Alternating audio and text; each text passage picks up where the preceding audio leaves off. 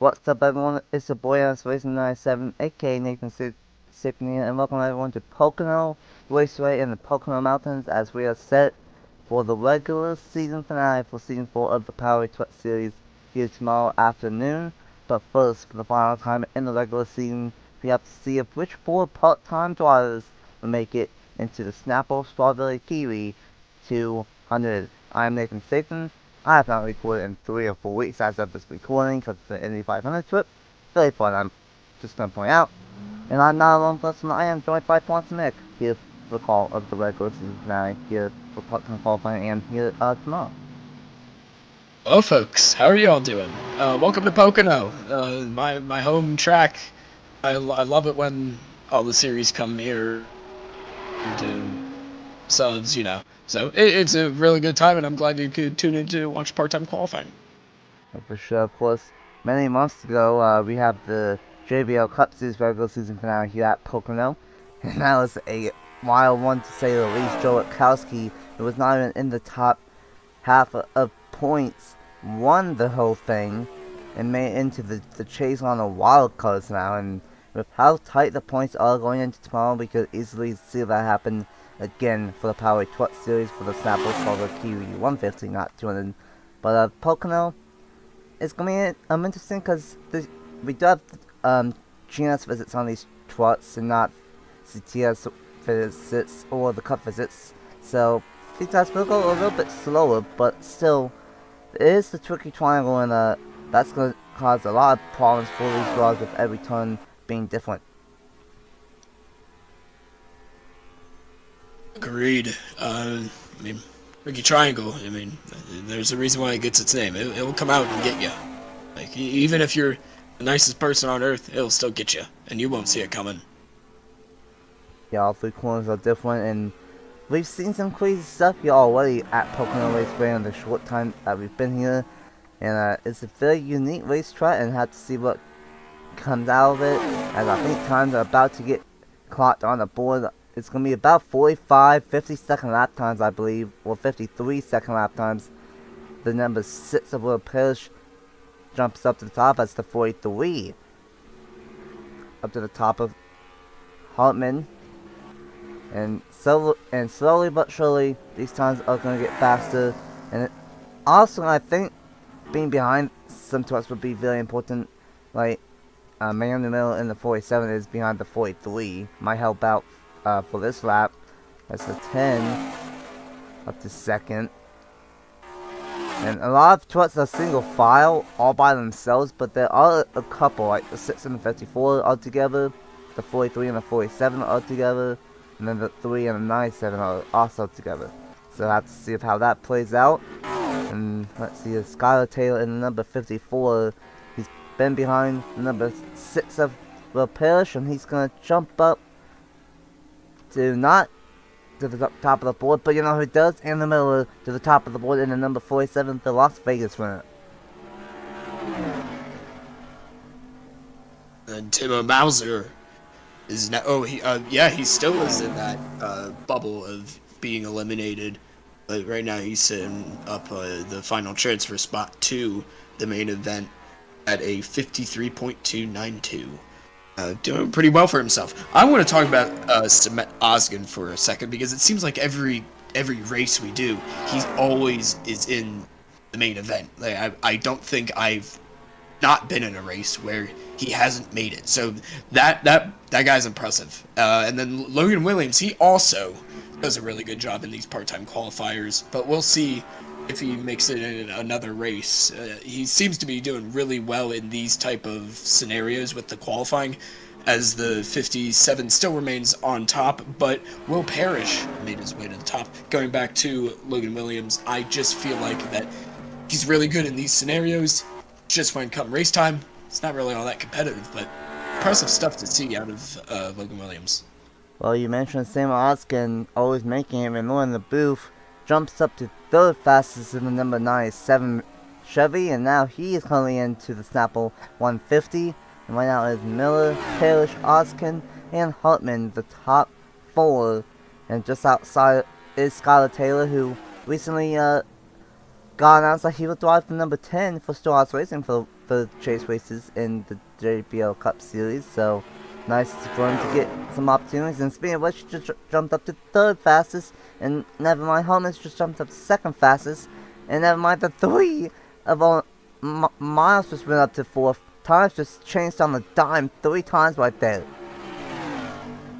That was insane. Like, everything happened all at once. I was going to talk about how 5th place to 6th place on the leaderboard, there was a 2/10 difference, but I guess same thing can be said about the top 2, who have around a 2/10 to a 10th advantage over everyone else. In the top 5, that is. Oh my! That'd be crazy if the speeds and times were that close. Racing would be entertaining, wouldn't it? Yeah, for sure. Miles gonna come down pit road with 4 minutes to go here, and I think he might want to get back out because he just got bumped out by Skylar Taylor in the number 54. And now we got a little bit of a 3-truck train here with the 14 of Cole Raymond joining Parrish and Taylor, and maybe these 3 can get some really fast speeds. Taylor all the way in the 4th spot, Parrish all the way in the 3rd spot.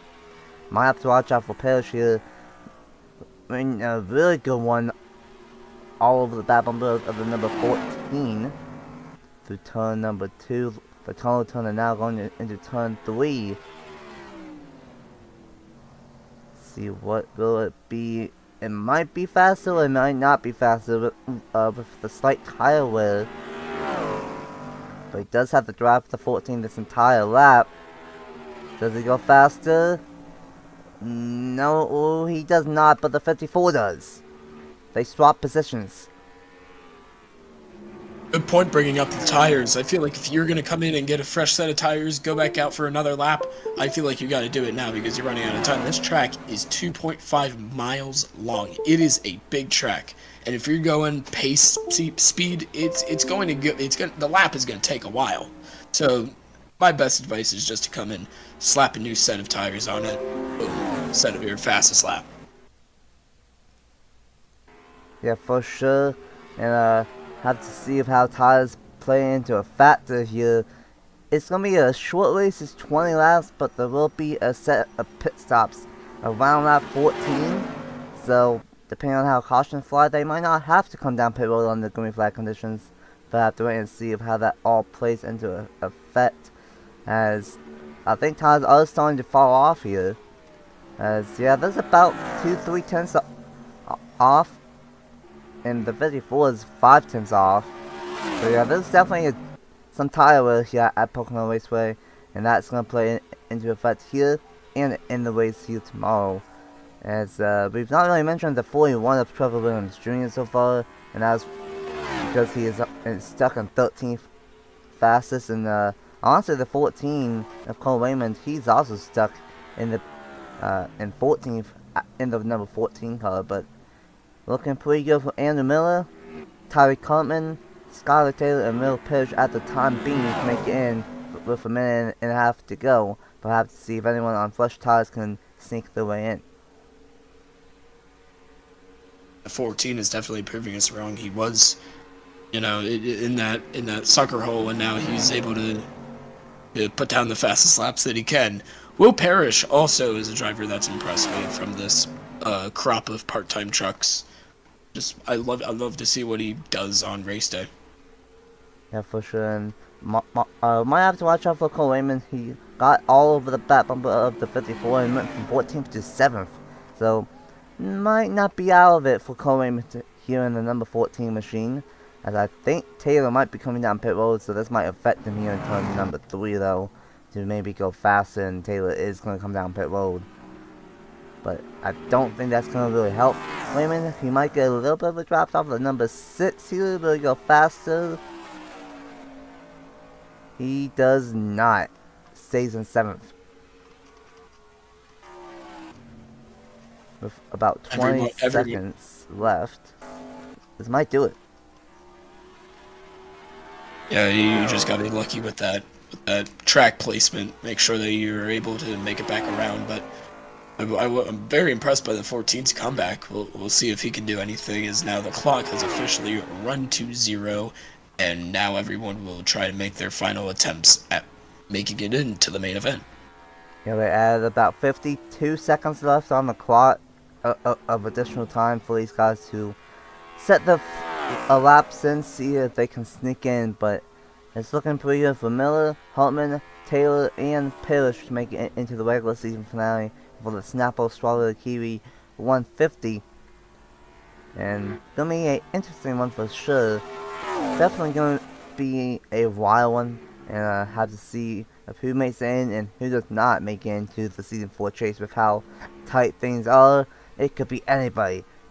Besides Stout and Buchanan, they've been the fastest two all season, and they're already locked into the chase no matter what happens. And are we gonna have another reset here? Yes, we are, but instead of 50 seconds, it is 30 seconds, so this might be the last reset here. We don't normally see these underdogs make their way and, remain competitive the whole race in the truck series, but I think what wilder things have happened, and I think we'll see one of these guys run it up front with the big dogs, trying to spoil whatever they had planned. Yeah, for sure. We saw it at Las Vegas for Andrew Miller, so that could easily happen once again, and that is it.